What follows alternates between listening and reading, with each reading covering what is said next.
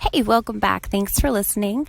I'm Carrie Gaither, and I have been a weight loss coach since 2009, and I have coached clients across a variety of different types of diets, exercise programs. I have coached people through all different walks of life, and I have gone through all different walks of life myself while doing so. Therefore, I think I have a pretty good understanding of what people go through. I can definitely sympathize. I may have things that I don't quite understand, but I have a lot of tools in my toolbox and a lot of experience working with hundreds of people over the years to help turn around and reframe things in a way that typically helps others. So that is me in a nutshell. I'll tell you a little bit more here and there when it's appropriate to what we're discussing, but I'm really not going to spend too much time on me because this is all about you. That's why we're here. I've been listening to a lot of podcasts myself recently, and I really get tired of the long intros, so most of the time I'm going to try to keep them short and sweet and not as long as this one. That said, I'll just jump into what I wanted to talk about today, and that is negativity versus positivity. And I touch on this topic because it is one of the things that is key to how my coaching and the program that we offer, Compass Club, is a little different than others. Now, if you think about, for certainly this past year, I'm recording this in 2021, it's been difficult. It's been challenging. It's definitely been a little more stressful than most for most people. That said, if you think about it, when you go to talk to a friend and you call them up and you ask how have things been doing, how have things been, what have you been up to, think about all the times that your brain just instantly starts to kind of register and sort through and filter all the things you're going to tell them. Often it's things like, this happened, this went wrong, I'm not feeling good, this is something bad that happened to someone, this is something frustrating that happened the other day. It's very often that the negative things come to mind first and foremost. Now, does this mean you're a negative person? No, it's human nature. They've actually done studies and found out that the human mind is more inclined to remember the negative over the positive. It's unfortunate, but it's true. If you think about it too, think about how many very strong emotions are tied in whenever something negative happens to you.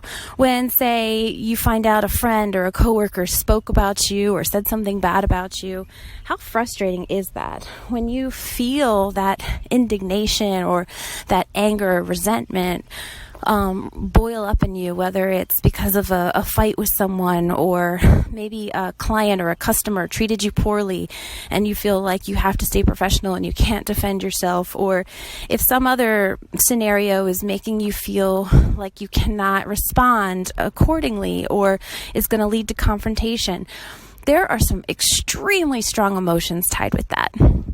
There are times when you feel maybe backed into a corner and you have to vent. And therefore, that's another reason that when you go to talk to a friend, a lot of times the negative comes up first because those strong emotions boil up, they bubble over. Very often in these situations, we either don't get a chance to address it with the person or the actual entity causing us the frustration. And so it gets bottled up inside.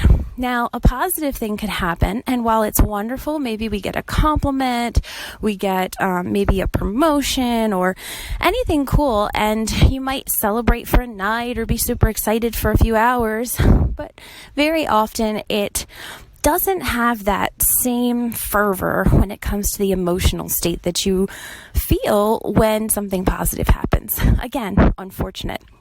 So why am I bringing this up? What does this have to do with weight loss? Well, it has a lot to do with weight loss. Everything has a lot to do with weight loss, as you'll hear me say again and again.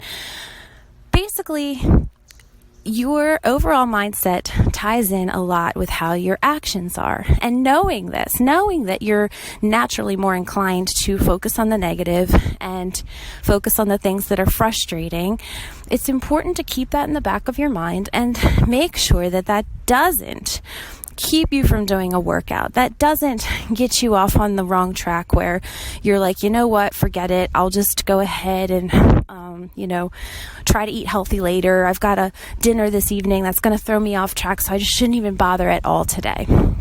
Don't let that negativity that's naturally part of us perpetuate into the rest of your day. Don't let it spread any further than it has to. This doesn't mean that you shouldn't talk things out. You shouldn't go ahead and get them off your chest. You shouldn't talk about them with friends. Definitely don't keep those emotions bottled up. However, don't let them spread. Don't let them fester. Don't let them climb into all the other areas of your life and affect them in a negative way. Think about what you're doing in that situation.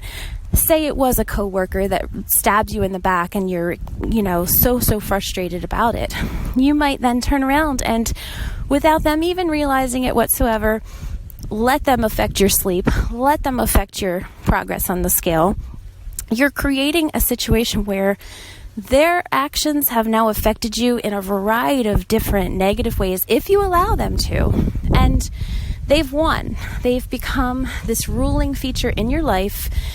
And you've allowed them to win. So there's this parable about these two monks. They're walking through the woods, and they're trekking back to wherever they live, and they come across this female who's crying, and she's upset, and she's got problems, and she can't, I think it's cross a river. Sorry, I don't have my notes in front of me, but one of them goes, "Oh, I'll help you." And he puts her on his back and carries her across the river, helps her to where she needs to be, sets her down, goes along his way. His companion is looking at him, and he's just completely shocked, and he can't get over this. He just is just bewildered for the rest of the journey.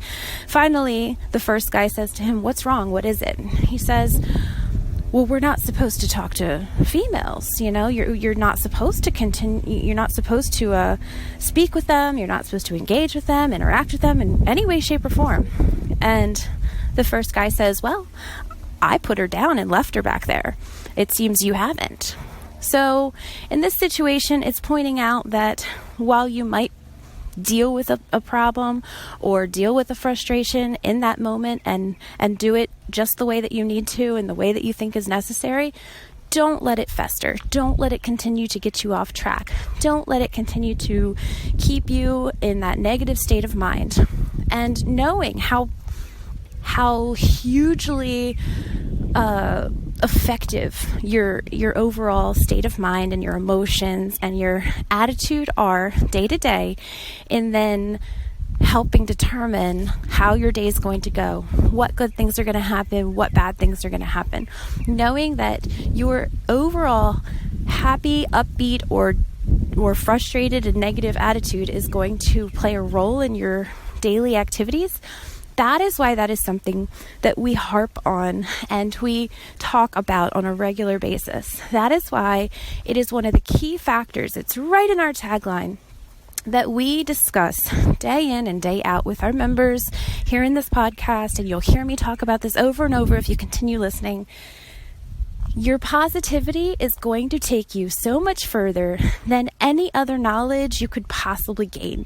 You could find the perfect diet pill or the perfect plan or the perfect food or that secret, fruit in the middle of the jungle that's been hiding for centuries that, you take one bite and it helps you drop 10 pounds. If your attitude is off track, you're going to gain the weight back. If you're constantly focusing on the negative, you're not going to implement the things that are going to get your entire body to change in a positive way and to stay there.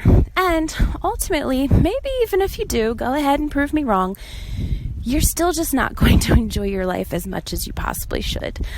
You have a short time on this planet relatively. It's important that you enjoy every single day to its fullest. And another thing that means is loving every day starting now. No matter what body you're in, no matter what weight you're at, start enjoying yourself right this minute, and I guarantee you will make far more progress than you ever would otherwise. So if you keep listening, if you indulge me and join us in the Compass Club, or if you just subscribe to this podcast and continue listening to additional episodes, you'll hear me say this over and over in many different ways and remind you of this key factor.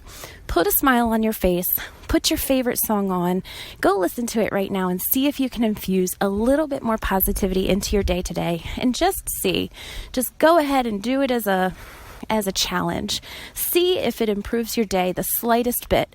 And if it does, do it again. Go listen to another song, go take a little walk, see if it starts to creep in the right direction towards building your happiness, building positivity, building those healthy habits. It all ties together. It's a web of good, just as it's a web of negative.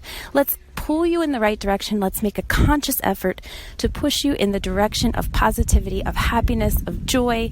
Let's get you to your goal, but also make sure you enjoy the journey starting now. Thank you so much for listening. I do appreciate it, and I hope to see you again soon.